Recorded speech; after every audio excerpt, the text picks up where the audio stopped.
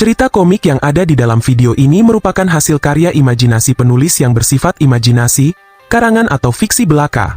Jika ada kesamaan dengan nama, tempat, ataupun kejadian di dunia nyata, itu hanya suatu kebetulan saja. Kami sebagai kreator juga tidak bermaksud menyinggung pihak manapun melalui cerita ini. Cerita ini tidak lain hanya sebagai hiburan dan bukan ajakan untuk meniru tindakan apapun yang ada dan digambarkan. Penonton dilarang meniru tindakan yang tidak baik dan bisa membedakan antara cerita berdasarkan kenyataan dan cerita berdasarkan imajinasi atau fiksi. Ini adalah kelanjutan cerita Ling Sen. Kultivasi 20.000 tahun. Ceritanya berlanjut setelah Ling Sen berhasil mengalahkan Wang Tizu. Wang Tizu tidak menyangka bahwa Ling Sen masih bisa menang setelah dia terkena racun darinya. Ling Sen menjawab bahwa inilah kekuatan yang dirinya miliki meski dirinya sudah dilemahkan sebelumnya. Akhirnya Ling Sen dinyatakan sebagai pemenangnya. Dan kepala akademi menyuruh Master Lu Hong untuk menghilangkan racun yang saat ini masih menyebar. Para murid kembali pulih dan Ling Sen juga merasa kekuatannya sudah kembali. Setelah itu Murong menghampirinya dan mengucapkan selamat padanya. Murong tidak menyangka ternyata Ling Sen sangatlah kuat. Di saat yang sama Xiao Yu terlihat sangat murka melihat Murong terlalu dekat dengan Ling Sen. Xiao Yu memaksa Murong agar segera melepaskan Ling Sen. Di saat yang sama juga, Huo kesal dan iri karena Ling Sen didekati oleh gadis-gadis yang cantik. Sekarang Guru Suhuo semakin yakin bahwa Ling Sen benar-benar sangat kuat. Bahkan Guru Suhuo juga tidak yakin tentang apakah Huo bisa menghadapi Ling Sen nantinya. Sambil mengeluarkan api, Huo menjawab bahwa tidak ada kata-kata kalah di dalam kamusnya.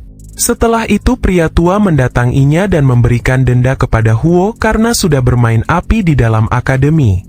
Huo secara spontan kesal dan menarik kerah baju pria itu. Guru Suhuo langsung menarik Huo dan memberitahu bahwa orang tua itu adalah pamannya kepala akademi yang bertanggung jawab atas kedisiplinan di akademi ini. Guru Suhuo juga memberitahu Huo bahwa sekarang ini kepala akademi sedang mengamatinya dari jauh. Akhirnya Huo bersedia membayar dendanya sebanyak 500 batu roh kepada paman itu. Tapi paman itu menambah dendanya sebanyak 1000 batu roh karena Huo sudah berani menyerang staf akademi dengan sembrono. Guru Suhuo membisikkan sesuatu agar Huo tetap tenang dan menahan amarahnya. Pada akhirnya Huo membayar dendanya. Huo sangat kesal karena dirinya merasa seperti mengalami perampokan di siang bolong ini. Tidak lama setelahnya instruktur Hanli memanggil Tian karena sekarang adalah gilirannya untuk bertarung. Dan lawannya adalah laki-laki bernama Yuji. Dia adalah cucunya kepala akademi yang dianggap tidak berguna. Alasannya karena Yuji sudah menolak untuk mempelajari jurus rahasia dari keluarganya. Itulah sebabnya kepala akademi mengirim Yuji ke akademi ini. Ling Sen merasa khawatir dan memberitahu Tian agar berhati-hati karena lawannya adalah cucunya kepala akademi.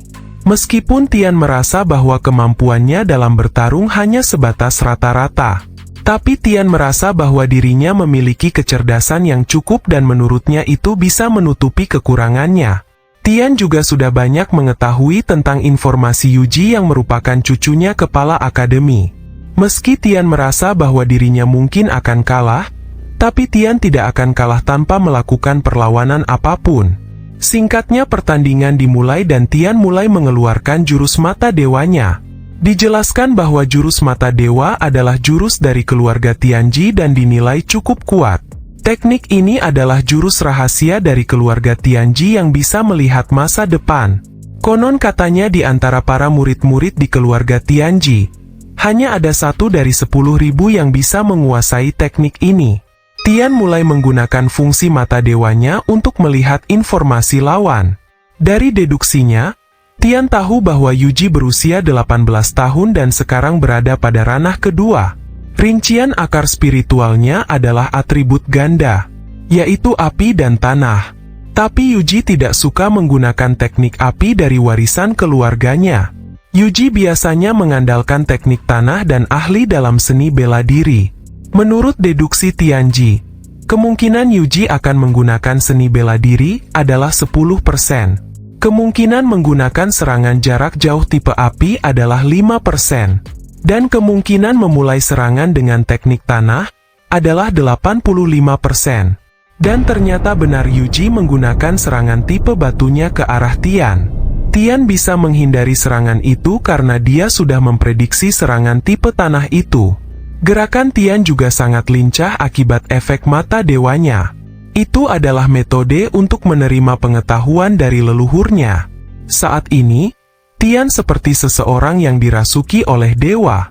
Selanjutnya ada 10% kemungkinan bahwa Yuji akan menggunakan teknik api untuk serangan jarak jauh. Dan 90% kemungkinan Yuji akan menggunakan teknik tanah untuk mendekati Tian dan kemudian bertarung dengan seni bela diri. Tapi prediksinya salah karena Yuji menggunakan jurus yang bisa memperkecil jarak hingga beberapa inci kepada lawannya. Tapi menurut prediksi selanjutnya, Tian hanya perlu mengangkat tangannya ke posisi yang seharusnya agar bisa memblokir serangan Yuji. Tapi faktanya tidak demikian. Tian terhempas sangat jauh meski dia mencoba menahan serangan pukulan dari Yuji. Ling Sen merasa khawatir dengan keadaan Tian sekarang. Serangan barusan membuat Tian sadar akan sesuatu. Dia mencatatnya pada sebuah buku tentang perbedaan kekuatan yang dimiliki lawan dengan kekuatan fisik yang dimiliki diri sendiri.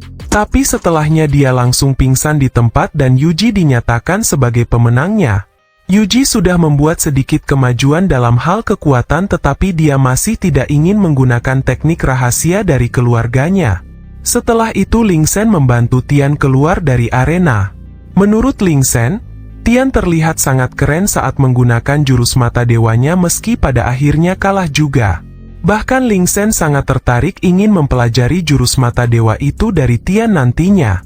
Pertarungan putaran pertama sudah selesai dan sekarang instruktur akan mengatur pertandingan putaran kedua secara acak. Dan murid yang dipanggil selanjutnya diharuskan naik ke atas arena. Kepala akademi mempertanyakan tentang pengaturan yang secara acak ini. Tapi Master Lu Hong juga tidak tahu menahu soal ini. Menurut Master Lu Hong, kemungkinan instruktur Yan Li yang sudah mengaturnya seperti ini. Huo sedikit khawatir dengan pengaturan acak seperti ini.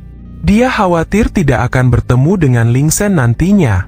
Rupanya hal ini diatur atas kerjasama antara guru Su Huo dengan instruktur Yan Li. Dan benar saja, pertandingan putaran kedua diawali dengan pertandingan Ling Sen yang akan melawan Huo. Xiao Yu merasa ada yang janggal. Meski pertarungan diadakan secara acak, menurutnya bukan suatu kebetulan jika Ling Sen melawan Huo. Ini sudah seperti rencana yang disiapkan sejak awal. Meski Xiao Yu sempat protes, tapi Xiao Yu tidak bisa berbuat apa-apa. Akhirnya pertarungan tetap akan dilanjutkan. Karena Huo sudah naik ke atas arena, akhirnya Ling Sen bergegas naik ke arena. Dan Ling Sen juga tidak akan mundur agar dirinya bisa mendapatkan penempatan kelas yang baik nantinya. Menurut Murong, Ling Sen terlihat sangat keren saat dia mulai serius. Dan kalimat itu membuat Xiao Yu merasa kesal. Di saat yang sama, Tian mencatat sesuatu yang menurutnya sangat penting, yaitu bos Ling Sen yang disukai oleh dua wanita cantik. Kembali ke arena di mana Huo langsung menyerang Ling Sen padahal instruktur Yan Li belum memulai pertandingannya. Xiao Yu protes tapi instruktur menyangkalnya dengan alasan bahwa dia sudah memulainya dari tadi. Xiao Yu merasa sangat kesal karena menurutnya hampir semua orang di Akademi Xuantian ini seperti sedang mengincar Ling Sen. Saat ini Huo terus melesatkan serangannya tapi belum ada yang kena. Setelah itu Ling Sen menghilang dari hadapannya dan sekarang sudah berada di belakangnya Huo. Tapi guru Su Huo memberitahu Huo bahwa Ling Sen ada di belakangnya. Ling Sen sudah mengambil persiapan untuk mendaratkan pukulannya. Tapi secara tiba-tiba muncul kobaran api biru yang sangat besar. Ling Sen langsung mundur untuk menjaga jarak dari api biru itu. Huo mulai mengeluarkan jurusnya dan nampaklah api biru berbentuk Raja Naga. Api biru Raja Naga itu langsung menyerang Ling Sen dan Ling Sen tidak bisa menangkisnya karena suhunya terlalu tinggi. Dari bawah arena, guru Su Huo nampak senang melihat Ling Sen yang terus tersudutkan. Di sisi tempat yang lain Bai Di terus memperhatikan Ling Sen dan menantikan Ling Sen yang akan menunjukkan identitas aslinya dengan menggunakan jurus dari keluarga iblis. Saat ini Ling Sen sudah berada di bagian paling tepi dari arena dan di saat yang bersamaan, Huo melancarkan serangan naga kembarnya.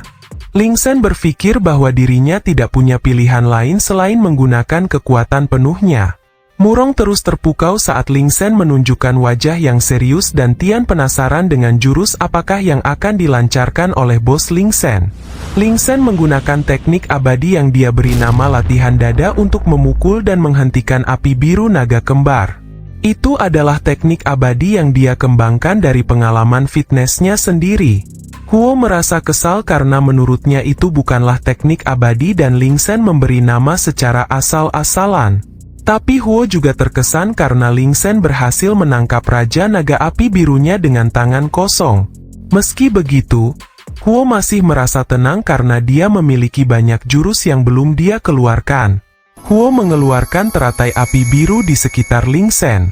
Itu adalah serangan dengan tingkat kepadatan yang sangat tinggi. Huo penasaran apakah Ling Sen masih bisa menangkap serangannya dengan tangan kosong seperti sebelumnya.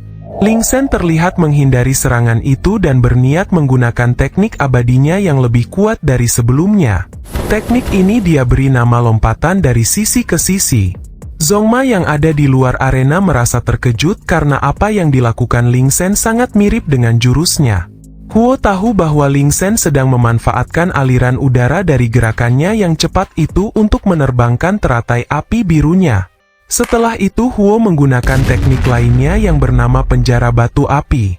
Setahu Tian, seharusnya Huo hanya memiliki atribut ganda yaitu logam dan api saja.